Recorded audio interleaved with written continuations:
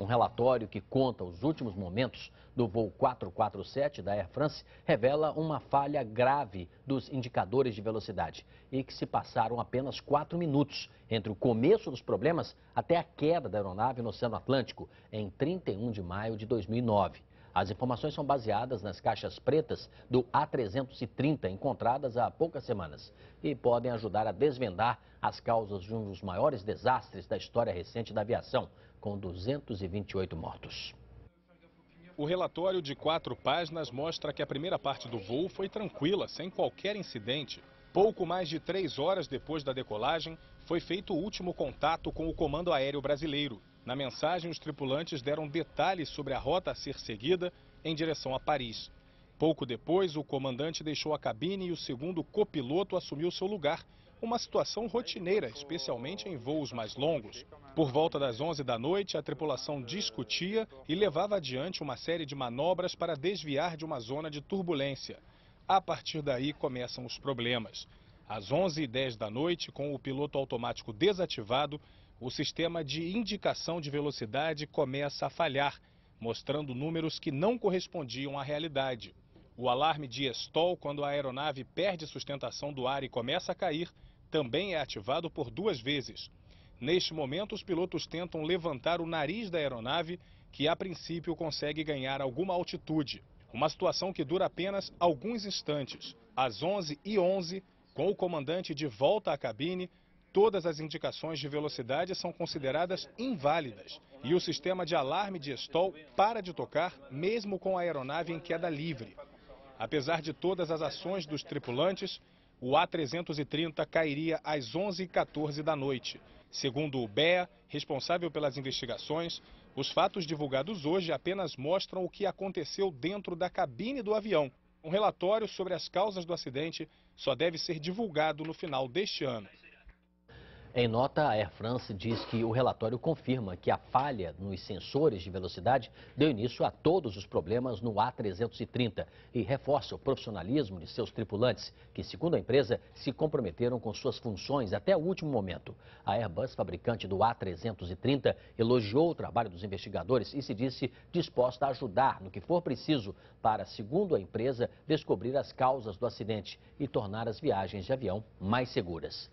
Até agora, só foram resgatados cerca de 80 dos 228 corpos das pessoas que estavam no avião da Air France. Os especialistas ainda não sabem dizer se eles vão ajudar a estabelecer a dinâmica do acidente. Resultados preliminares da perícia indicam que o A330 caiu de barriga no Oceano Atlântico.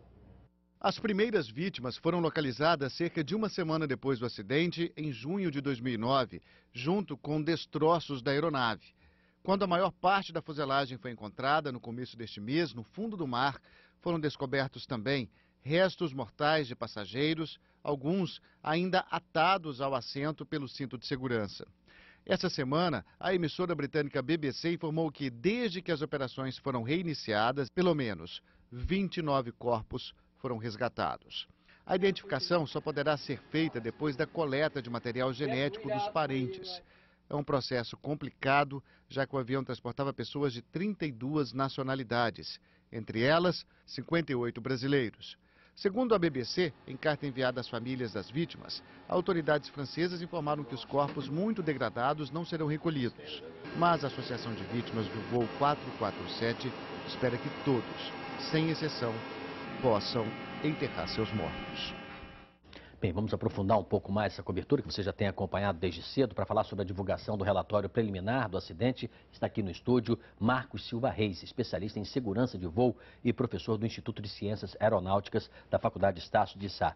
Marcos, boa tarde. Boa tarde. Só para localizar o grau de experiência sua, quer dizer, nativa, o senhor foi piloto de jato, né? Sou piloto de jatos executivos. É um avião de jato executivo, é um avião um pouco diferente desse que, infelizmente, foi acidentado.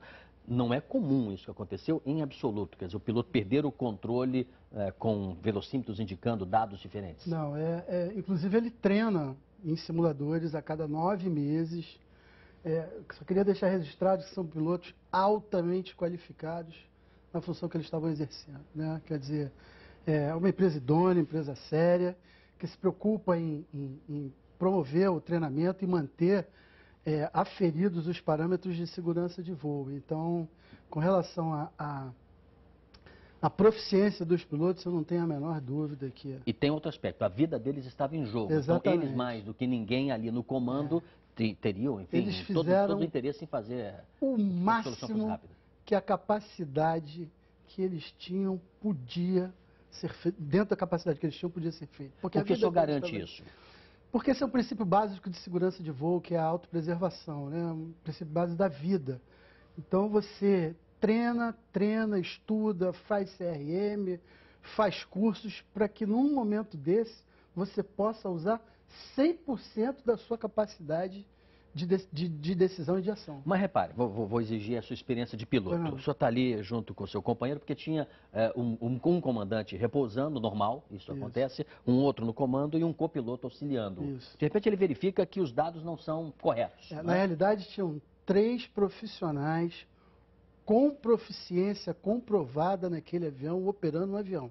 Sendo que o master do voo, por algum motivo, ou estava no seu turno de descanso, ou saiu da cabine por algum motivo. Ou seja, essa ressalva o senhor está dizendo para deixar claro para o nosso assinante que o nível de competência técnica dos 3 eram muito semelhantes. Agora alguém tem que comandar. Exatamente. O comandante, ele é muito mais experiente que os copilotos, mas qualquer copiloto ou qualquer cruise pilot tem condição, numa situação de emergência, ele treina para isso no simulador. Quando você vai para o simulador com uma dupla, por exemplo, um é o pilot fly e o outro é o pilot not fly. Um é o piloto que está operando os comandos e o outro é o piloto que está monitorando e auxiliando ele. Essa função pode ser exercida tanto pelo comandante quanto pelo copiloto. Mas vamos muito bem, vamos lá para a minha pergunta. O senhor é um piloto, está ali naquela situação junto com o seu companheiro e verifica que os dados não são confiáveis. Diz, opa, tem um problema aqui, foi o caso deles. A primeira coisa que você faz é, para cada tipo de emergência que você tem no avião, você tem um item memorizado para fazer. Por exemplo, acendeu uma luz vermelha. Eu tenho um item memorizado para aquela pane que foi ensaiado muitas vezes. Então eu tomo aquela ação imediata que está memorizada e a partir dali eu vou para o manual de procedimentos de emergência e vou ler o que está acontecendo. Quer dizer, normalmente quem vai tomar a ação é o piloto que está monitorando, né? O piloto que está o que está na esquerda, que é o pilot fly, ele fala, acendeu a luz vermelha, aí vai o item de memorização, aciona o item de memorização, pega o manual, vê qual é a pane. Agora, realmente numa situação que você está chovendo, de noite, né? E você tem uma informação... Turbulência. Chovendo, com chuva, turbulência, realmente fica complicado você administrar isso de uma forma tranquila, porque você não sabe se o que está dando a informação correta é o instrumento da esquerda ou o instrumento da direita. Então, agora, pela aquela característica do movimento, muita gente chegou a dizer até que se tentou fazer um contorno, ele tentou talvez escapar de uma informação que ele tivesse mais adiante, uma eventual turbulência, porque o avião ele faz um contorno. Ele faz uma curva. Uma curva, desculpa. Uma curva que acaba quase completando um contorno. Ele faz uma curva, mas já declinando. Você vê que ele já está numa altitude mais baixa. Cisne, olha só. Ele estava caindo. Ali, em função de time ao tempo, ele pode, volto a repetir, pode ter resolvido fazer uma curva para ter mais tempo antes de entrar numa zona de maior turbulência. Eu não sei como é que estava o radar na frente dele, não sei como é que estavam as formações na frente dele. Você vê que quando ele faz essa curva para a direita. Por que ele fez essa curva para a direita? Provavelmente para desviar de alguma coisa, ou para voltar. Ou talvez passar por uma nuvem mais pesada, uma turbulência menos pesada, para pegar mais adiante, além dela, o curso Você está indo na proa 274 para São Paulo aqui, tem uma formação na sua frente, você pede um desvio para a esquerda para o controle, ou pede um desvio para a direita. Só para localizar o assinante, essa imagem que estamos vendo, que estou me referindo aqui, é da direita, superior. Isso. Repare lá em cima, parece um P, né? Isso. Quer dizer, o avião ele está indo num curso aparentemente normal. Isso. E de repente ele altera completamente, que é isso que estamos falando nesse momento. Essa curva em 1, 2, em 3 tempos. Quer dizer, ele não faz uma curva circular, completamente circular. O que quer dizer isso? Ele chegou, pegou outra proa, seguiu mais um tempinho pequeno nessa proa, virou para outra proa, seguiu mais um tempinho pequeno e depois retornou. Na sua avaliação técnica, ali ele tinha, quem estava pilotando, os pilotos tinham consciência do que estavam fazendo? Tinham. Ou pode estar acontecendo ali de você não saber nem para onde está indo e perder a questão é a seguinte, se esse avião estava na operação da mão do piloto, Ele tinha exata consciência do que estava Em fazendo. dada altura estava na mão do piloto. Tá, então ele tinha exata consciência do que ele estava fazendo. Agora, por que ele fez isso? Eu não sei, é questionável. Agora, sem ter esses dados técnicos e eletrônicos, técnicos não, mas eletrônicos, na sua tela de altitude, onde você está, como é que você pode saber se você está próximo ou não do solo? Chovendo, com turbulência, tem uma memória, né? Ele sabia que ele estava nivelado no nível 380, no nível 350. Nos explique o que quer dizer isso. No nível de voo. Sim. A 38 mil pés. Ah, sim, 380, 38 mil pés. Isso, sim. a 38 mil pés. Ele sabia daquele... Porque esse tipo de avião, ele vai subindo à medida que o peso dele vai diminuindo.